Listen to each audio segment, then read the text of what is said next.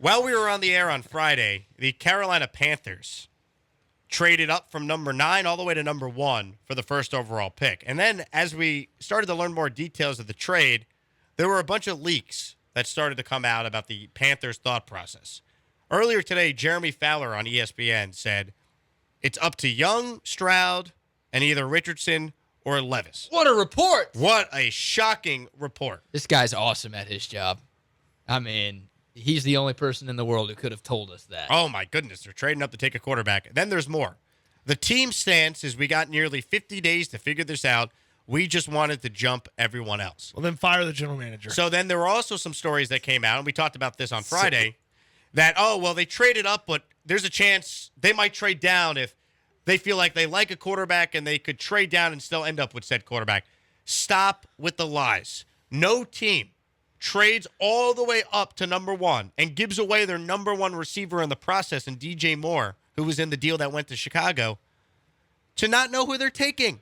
Why would you do that? That makes absolutely no sense. So this idea that somehow the Panthers might not stay at 1, they could move back, nonsense. They don't know what the Texans are doing. If they made this move in early March, they're making this move because they have identified the guy they want. That's what I believe. And if there's any chance they haven't locked in completely on who the guy they want is, they feel like there's at least 2 guys they are comfortable with. But I don't even truly believe that. I think they know who they're taking, and that's why you make this move. I don't buy for a second, Cody. They moved all the way up. And, we're still thinking about it. We might move back down. Stop it with that nonsense. I've seen it everywhere. I don't buy it for a second. I just don't understand what the win is for the Panthers having that conversation out there. Like, there's no win to that. Nobody's calling you to try to get up to number 1, and you'd be mocked mercilessly if you traded with, say, the Indianapolis Colts and you went from 9 to 1 to 4. Even if you got some significant compensation, you look like idiots. There's just no. It's just not a believable scenario. Like, it's not a likely outcome that has a greater than 0.01% chance of happening. So, I mean, look, if you want to say, hey, the Panthers really want to put the press on the Texans and hope the Texans give them something, fine. But the Texans didn't even try to get to the number 1 pick as much as the Panthers did. So it's like, what? Like, you really, the Texans didn't want the number 1 pick when somebody else had it, but now they want it because you have it? Like, come on. I think it's a signal to the Texans. I really do. It's a message being sent to Houston that, hey, if you want to ensure that you're going to get your guy, give us something. That only happens if the Panthers are comfortable with 2 quarterbacks in this class. Do you believe that? No, I don't. I think they're going to stick and pick at 1 because I agree with everything you said, Jake. Why would you give up as much as you gave up for the chance at maybe drafting a player? Like, no. You got to know. You got to have conviction if you're making this move. Exactly. But, hey, I wouldn't unplug the phones, okay?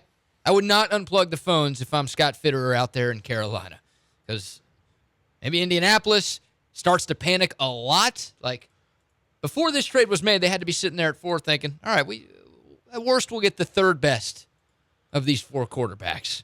Well, now they might be feeling like, we might get the 4th best of these quarterbacks. And hell, for a while, Indianapolis probably thought they were going to trade up to number 1 to have their chance at the best of these 4 QBs that are projected to go in the first round. So maybe Indianapolis starts to panic a little bit more that, hey, man, we're desperate. We need a quarterback. We want to make sure we have this position figured out because we haven't had it figured out since Andrew Luck retired, and they offer something ridiculous to Carolina. If that's the case, they should listen. They should listen. They shouldn't unplug the phones. And obviously, if the Texans start to get desperate and, hey, Carolina catches wind that the Texans want Bryce Young and the Panthers want C.J. Stroud, then, all right, well, if they'll give us, even if it's just a 3rd-round pick, even if it's something tiny, they're giving us something that we wouldn't have had before, and we still get the guy that we want. Like, they should not unplug the phones, but I think when it's all said and done, Carolina is going to be the team making the first pick in this draft. And if you're Carolina and you're going to operate with some espionage, you're going to operate with some secrecy, why would you ever believe that the Texans wouldn't come up and get the guy that you exactly want? Like, you could get the Texans to say, okay, yeah, we're taking this guy. And the Panthers would be like, we're not taking that guy. And the Texans don't have to abide by that. You can't make a trade contingent on who the Texans select.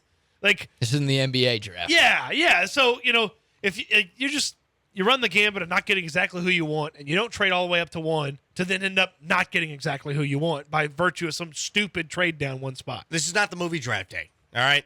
It's just nonsense. Even then, Costner was sticking and picking once he got the number 1 pick. Costner, what a joke that guy is. Sonny Weaver. Weaver. Kevin Costner, great actor. You getting mad at Costner for? He was just doing what he was told. He's a damn good actor. Let me say this as well. So I know the betting odds continue to point to C.J. Stroud being the number 1 pick. I got to be honest, guys. I can't put a whole lot of stock into that. I really can't, because we've seen this song and dance before. The betting odds could drastically change as we get closer and closer when the Panthers sit down and meet with Bryce Young in person, meet with C.J. Stroud in person. Like, I know there's some hope that it's going to be Stroud, and then Young would be there at 2 for the Texans. But I was listening today to Boomer Esiason, who was a college roommate of Frank Reich, talking about this trade on his radio show on WFAN in New York. And Boomer's point, he believes it's going to end up being Young, because the type of quarterback that Frank Reich really likes is everything Young is, besides the fact he has his height. And then Boomer brought up a great point. Scott Fitterer was in Seattle with Russell Wilson and worked with an undersized quarterback. So there's a connection there where you can kind of piece it together, where I still think there's a strong possibility Bryce Young is the first pick in this draft. I do too, and I like the word you used there, Jake, hope.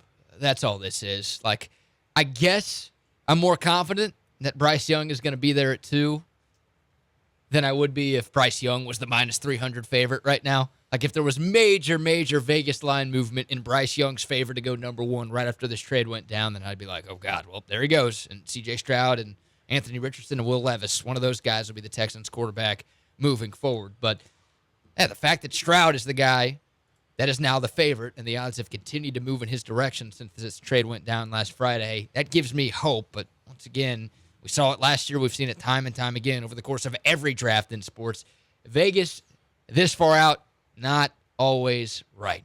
And look, I think Carolina probably has their guy in mind already, but there's plenty of time for them to change it if they want to. There's pro days. Obviously, if somebody were to get hurt somehow, some way, that could mix things up as well.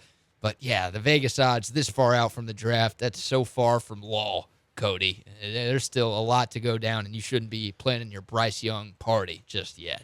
No, certainly not. And we watched it with the NBA. Paolo Banchero was going 3rd until the next thing you know, draft day, he was going number 1 to the Orlando Magic. So these things can change. I think the history of Reich is just, it's tough to ignore.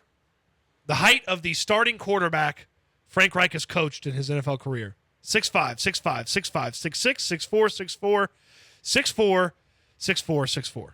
Maybe he's like, I need a short guy. It hasn't worked with the big guys. I just don't think Frank Reich's ignoring that.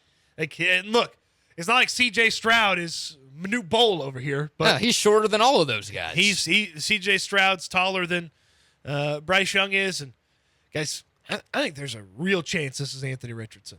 I really do. I don't think it's a likely scenario. I don't think if you ran in a simulation from this point forward through the draft that it's more than 10%, but I don't think it's totally out of the question that Anthony Richardson's the big swing that the Panthers are taking at the top. Anthony Richardson at number 1. It'd be awesome. Be great for the Texans. Yeah. Be great for the Texans. I wouldn't want the Texans making that pick. I want somebody else making that pick. But don't you have to get a guy that can play right away if you're going to make that type of move? You would think so. Like, if you're Frank Reich and you're finally getting your pick of any quarterback, wouldn't you want the guy that's going to come in and play right away that you could start developing? You want the project? Or maybe they think Richardson could play right away. Who knows? Josh Allen wasn't supposed to play right away in Buffalo. Richardson often gets compared to Allen because of their low completion percentage in college. And Allen went from sitting for a game to then they put him in because Nathan Peterman was so god-awful. They're like, well, it's time to play Josh Allen. Yeah, I would probably think that the more established guys the move, but yeah, the established guys are short. Frank Reich's a size king. A size king. Yeah, you've heard of a size queen? Mm-hmm. He's a size king. Okay. Size king Frank Reich. There you go. How about that? The more you know. Yeah. My goodness. Thank you for watching a video on my YouTube channel. If you're a Houston sports fan, stop what you're doing, hit the subscribe button, and make sure you listen to me, Cody Stoots, and Brad Kellner on the Wheelhouse every weekday from 3 to 7 if you are in Houston. That's on ESPN 97.5 and 92.5 FM.